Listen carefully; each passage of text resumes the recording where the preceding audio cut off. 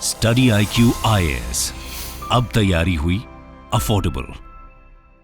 जिन लोगों के पास घर नहीं है, छत नहीं है, उनको घर कैसे प्रदत्त किया जाए कि काफी मात्रा में ऐसे लोग हैं जिनके पास घर नहीं है और 40% ऐसे लोग हैं जिनके पास या तो कच्चा मकान है, आधा कच्चा आधा पक्का मकान है। यानी कि मकान की कमी 2001 तक भी बनी रही कि इंदिरा आवास योजना में ये पाया गया कि जो कमरे बने या जो घर बने वो बहुत छोटे थे। धनराशि सब्सिडी के रूप में उपलब्ध कराई जा रही थी इंदिरा आवास योजना में, वो लगभग 70,000 रुपए की थी, उसको कम पाया गया और इसलिए इस धनराशि को बढ़ाकर, सब्सिडी की धनराशि को बढ़ाकर प्राइम मिनिस्टर आवास योजना में 1,20,000 रुपए कर दिया गया। ये सोचा गया कि खाली घर बन जाने से तो व्यवस्था नहीं होती, अब घर के अंदर चूल्हा कैसे जलेगा, यानी कि वहां पे खाने की पीने की व्यवस्था कैसे की जाएगी, पानी की व्यवस्था कैसे की जाएगी। और ये पाया गया कि काफी मात्रा में लोगों को छत मिली, खुला घर मिला, उनको किचन मिला और व्यवस्थाएं मिली।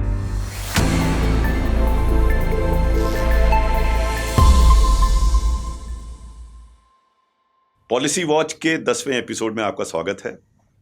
आज हम चर्चा करेंगे घर की, यानी कि जिन लोगों के पास घर नहीं है, छत नहीं है, उनको घर कैसे प्रदत्त किया जाए। किसी भी नागरिक के लिए रोटी, कपड़ा, मकान एक मूलभूत आवश्यकताएं हैं और ये आवश्यकताएं प्रदत्त कराना सरकार का भी काम है और हर नागरिक की अपेक्षा करता है सरकार से कि उसकी ये मूलभूत समस्याओं का समाधान हो सके। जो आज हम चर्चा करने जा रहे हैं, विशेषकर जो सिविल सर्विस परीक्षा में बैठ रहे हैं, उनको शहरी विकास से संबंधित जो पहलू है उसको समझने में आसानी होगी अगर जो योजना हम आज चर्चा करने जा रहे हैं उस पर वो विचार करेंगे, पढ़ेंगे और देखेंगे। आज हम चर्चा करने जा रहे हैं प्राइम मिनिस्टर आवास योजना और हमारा फोकस होगा शहरी विकास नहीं, शहर के मकान नहीं, बल्कि ग्रामीण क्षेत्र में। आपको जानकारी होगी कि दोनों क्षेत्रों की योजनाएं लागू की गई सरकार द्वारा, शहरी क्षेत्र के लिए भी और ग्रामीण क्षेत्र के लिए भी। ये समस्या अत्यंत ही गंभीर थी। इंडिपेंडेंस के बाद से ये निरंतर प्रयास रहा कि जिन लोगों के ऊपर छत नहीं है, जिनका घर नहीं है, क्या उनको छत मिल सके। और इसी के तहत इंदिरा आवास योजना की घोषणा वर्ष 1985 में की गई और कई घर उसमें बने भी। लेकिन जब 2001 में सेंसस हुआ तो ये पाया गया कि काफ़ी मात्रा में ऐसे लोग हैं जिनके पास घर नहीं है और 40% ऐसे लोग हैं जिनके पास या तो कच्चा मकान है, आधा कच्चा आधा पक्का मकान है। यानी कि मकान की कमी 2001 तक भी बनी रही। उसके उपरांत वर्ष 2015 में शहरी विकास के लिए, शहरी विकास के अंदर शहर में रहने वाले ऐसे लोगों के लिए मकान की व्यवस्था किए जाने की योजना आई और उसके बाद 2016 में ग्रामीण क्षेत्र के लिए योजना आई। उद्देश्य क्या था? उद्देश्य यही था कि जिन जिन व्यक्तियों के पास घर नहीं है, छत नहीं है, उनको कैसे छत प्रदत्त कराई जाए, उसके लिए क्या क्या प्रयास किए जाए। जैसा मैंने पूर्व में बताया कि इंदिरा आवास योजना के तहत यह कार्य आरंभ हो चुका था, लेकिन जब उसका इवैल्यूएशन हुआ, जब उसको देखा गया तो उसमें कई प्रकार की कमियां पाई गईं और उन कमियों को दूर करने का प्रयास इस योजना के माध्यम से, प्राइम मिनिस्टर आवास योजना के माध्यम से किया गया। जब इसका हम विवरण जानेंगे कि इसमें क्या किया गया तो उसके साथ साथ ये भी जानेंगे कि किस प्रकार से जो कमियां पिछली योजना यानी इंदिरा आवास योजना में जो कमियां थी उनको कैसे दूर किया गया इस योजना के माध्यम से। इसके लिए अर्ह कौन थे, यानी कि एलिजिबल कौन कौन लोग थे। ऐसे सब लोग थे जिनके पास घर पे छत नहीं थी, यानी कि डेस्टिट्यूट्स हुए, मैनुअल स्कैवेंजर्स हुए, जो भी व्यक्ति जिसके पास घर नहीं था उसमें एलिजिबल थे। फर्क सिर्फ इतना था कि इंदिरा आवास योजना के तहत जो बिलो पॉवर्टी लाइन यानी कि गरीबी रेखा के नीचे जो लोग थे उनको चयनित किया जाना था, जबकि जो नई योजना I prime minister Awas Yojana, इसके तहत जो नया एक सोशो इकोनॉमिक सर्वे हुआ उसके तहत जो लोग एलिजिबल थे उनको दिया जाना था। दूसरा जो महत्वपूर्ण अंतर था कि इंदिरा आवास योजना में यह पाया गया कि जो कमरे बने या जो घर बने वो बहुत छोटे थे। उसमें जो मैक्सिमम विधान था, मैक्सिमम जो जगह दी गई थी वो 20 स्क्वायर फीट की दी गई थी। प्राइम मिनिस्टर आवास योजना में इस 20 स्क्वायर फीट को बढ़ाकर 25 स्क्वायर फीट किया गया। तो ये काफ़ी मात्रा में, यानी कि लगभग 25% की वृद्धि हुई जो क्षेत्र जिसमें वो घर बनाए गए। उसी तरह जब परीक्षण किया गया तो ये भी पाया गया कि जो धनराशि सब्सिडी के रूप में उपलब्ध कराई जा रही थी इंदिरा आवास योजना में, वो लगभग 70,000 रुपए की थी, उसको कम पाया गया और इसलिए इस धनराशि को बढ़ाकर, सब्सिडी की धनराशि को बढ़ाकर प्राइम मिनिस्टर आवास योजना में 1,20,000 रुपए कर दिया गया।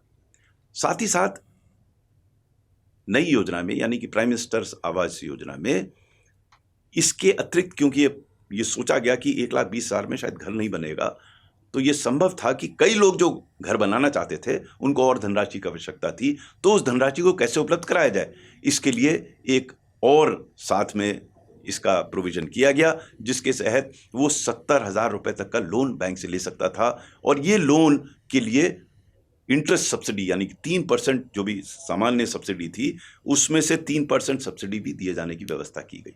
यानी कि प्रयास ये हुआ कि वित्तीय दृष्टिकोण से हम सक्षम बनाए उस व्यक्ति को जो अपनी आवास बनाना चाहता था।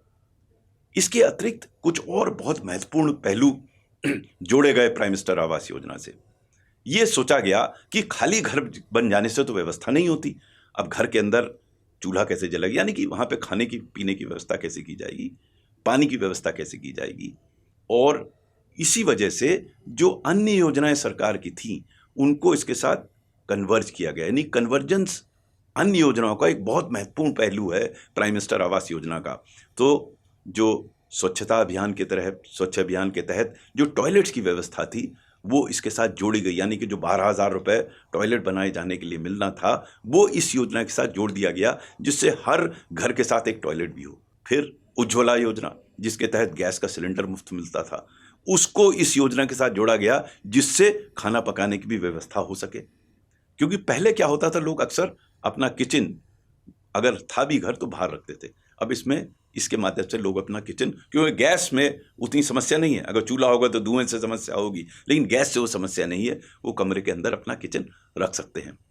इसी तरह पाइप्ड वाटर, यानी पानी की बिना व्यवस्था के घर का तो फिर कहीं से और से पानी लाना पड़ेगा, तो पाइप्ड व्यवस्था की जो योजना है सरकार की उसको भी इसके साथ जोड़ा गया। एक और बहुत महत्वपूर्ण पहलू था कि जो Mahatma Gandhi national rural employment guarantee scheme है, उसके तहत जो व्यक्ति अपना घर बनाता है वो 95 दिन तक का काम अपने घर के लिए कर सकता है, उसके लिए उसको जो वेज वहां मिलते थे वो यहां मिलेंगे। तो इस प्रकार से एक समन्वित रूप से प्रयास किया गया कि इस योजना को सफल किया जाए। कुल जो लक्ष्य रखा गया वो लगभग 2.9 करोड़ घर का लक्ष्य रखा गया और इतने लोगों को चयनित किया गया और 2024 तक ये कार्य समाप्त होना था और लगभग ये कार्य समाप्त हो गया है, जिसमें 3 लाख से अधिक करोड़ रुपए की धनराशि व्यय की गई। यानी कि ये व्यवस्था की गई कि ज़्यादा से ज़्यादा से लोगों को घर मिल सके। अब प्रश्न ये है कि ये तो योजना थी, उसका क्रियान्वयन हुआ, उसका इम्पैक्ट क्या हुआ। इसके कई इम्पैक्ट इवैल्यूएशन हुए और ये पाया गया कि काफ़ी मात्रा में लोगों को छत मिली, खुला घर मिला, उनको किचन मिला और व्यवस्थाएं मिली। तो काफ़ी हद तक ये जो घर ना होने की समस्या थी उसका समाधान प्राइम मिनिस्टर आवास योजना के माध्यम से किया गया। लेकिन जैसा कई योजनाओं में होता है, इस योजना में भी कई कमियां रह गई हैं। कॉन्सेप्चुअल दृष्टिकोण से ये देखा गया कि जो धनराशि उपलब्ध कराई जानी थी इसमें, वो धनराशि समुचित नहीं थी घर बनाने के लिए। ये कई स्टडीज़ ने पाया कि वो धनराशि पूर्ण नहीं थी। उसी तरह ये भी कई स्टडीज़ में पाया गया कि इसमें जो ऋण की व्यवस्था की गई थी उसमें बैंक्स में वो व्यवस्था नहीं थी कि वो ऋण प्रदत्त कर सकें, तो ऋण प्राप्त करने में कठिनाई हुई और इसके फलस्वरूप कई लोगों को कहीं और से पैसा उठाना पड़ा, वो महंगा पैसा उठाना पड़ा और जो रीइंबर्समेंट होना था उसमें भी समस्याएं आई। तो कॉन्सेप्चुअल रूप में इस योजना में, जबकि ये सफल योजना थी, लेकिन कई समस्याएं आई और ये आशा की जा सकती है कि आने वाले समय में उन समस्याओं का समाधान होगा। व्यवहारिक दृष्टिकोण से, यानी कि जब इस योजना को इम्प्लीमेंट किया गया तो उसमें कुछ अतिरिक्त और समस्याएं आई। जैसे जो सामान्य रूप से अन्य प्रदेशों में इसमें सफलता आई, कई ऐसे प्रदेश थे जहां पर जो प्रगति अपेक्षित थी वो प्रगति नहीं हुई। जैसे वेस्ट बंगाल में प्रगति वो नहीं हो पाई, आंध्र प्रदेश में वो प्रगति नहीं हो पाई, नॉर्थ ईस्टर्न स्टेट्स में प्रगति नहीं हो पाई, कर्नाटक में प्रगति नहीं हो पाई। अब इसके क्या कारण हो सकते हैं, इस पे तो विश्लेषण होना चाहिए, क्योंकि इस योजना के तहत 60% की सब्सिडी की धनराशि तो केंद्र सरकार दे रहा था, 40% राज्य सरकारों को देनी थी। तो कई ऐसे प्रकरण आए जिसमें जो सब्सिडी दी जानी थी समुचित मात्रा में उपलब्ध नहीं हुई, यानी कि वो घर बना तो उसके लिए कहीं से धनराशि ली गई होगी, फिर उसको जो लाभार्थी है उसको उस पैसे की व्यवस्था करनी होगी। तो कुछ प्रदेशों में जितनी सफलता अपेक्षित थी इस योजना के तहत वो नहीं हो पाई, और ये आशा की जा सकती है कि आने वाले दिनों पर उस पर विचार होगा और इस समस्या का समाधान होगा। दूसरा, सीएजी की रिपोर्ट में भी ये बात आई कि कई जगह पर जो गुणवत्ता यानी कि क्वालिटी, जिस क्वालिटी के घर बनने चाहिए थे उस क्वालिटी के घर ये नहीं बने, जिससे आगने वाले दिनों में ये समस्या पुनः उभर के सामने आएगी, क्योंकि छत गिर सकती है, दीवार गिर सकती है, समस्याएं आ सकती हैं। इसके डिज़ाइन तो स्टैंडर्ड था, लेकिन इसका इम्प्लीमेंटेशन यानी कि क्रियान्वयन स्वयं जो लाभार्थी था उसी को करना था। तो कई जगह पर ये समस्या सामने लोगों को दिखी कि जो गुणवत्ता एक घर में होनी चाहिए वो गुणवत्ता उसमें नहीं मिली। तो इस प्रकार से योजना का जो संरचना थी बड़ी अच्छी थी। अच्छी इसलिए थी कि इंदिरा आवास योजना में जो कमियां पाई गईं उन कमियों को दूर करते हुए इस योजना की इसका संरचना की गई, और इसका क्रियान्वयन भी काफ़ी हद तक सफल रहा। लेकिन जो यूनिफॉर्मली यानी कि पूरे देश में जिस हिसाब से ये होना चाहिए था, जैसा मैंने बताया कई प्रदेशों में ये उसका क्रियान्वयन नहीं हो पाया, और ना होने के कई कारण हैं जिसकी मैंने चर्चा पूर्व में की। ये आशा की जा सकती है कि इन बिंदुओं पर विचार किया जाएगा, और इस बात पे भी विचार किया जाएगा कि जो कन्वर्जेंस होना था योजनाओं का, जैसे टॉयलेट्स का कन्वर्जेंस होना था, टॉयलेट्स बनने थे, तो इसमें कई स्टडीज़ ने बताया कि कई जगह तो टॉयलेट या तो नहीं बने, और कई जगह जहां बने उनका उपयोग जैसे होना चाहिए था नहीं हुआ। इसी प्रकार से जो पानी की व्यवस्था हुई जानी थी, पेयजल की व्यवस्था, वो कई घरों में नहीं हो पाई। उज्ज्वला योजना की अपनी अलग समस्याएं हैं कि एक सिलेंडर मिल गया, अब आगे कैसे होगा। तो इन योजनाओं की अपनी कुछ समस्याएं थी। जब कन्वर्जेंस हुआ तो उन समस्याओं का समावेश इस प्रमुख योजना में भी हो गया, यानी कि प्राइम मिनिस्टर आवास योजना में। लेकिन सामान्य रूप से इस योजना को सफल माना जा रहा है, काफ़ी लोगों को घर मिल गए हैं, और ये आशा की जा सकती है कि जो अन्य समस्याएं हैं उनका समाधान भी हो सकेगा। नमस्कार। स्टडी IQ IAS, अब तैयारी हुई अफोर्डेबल।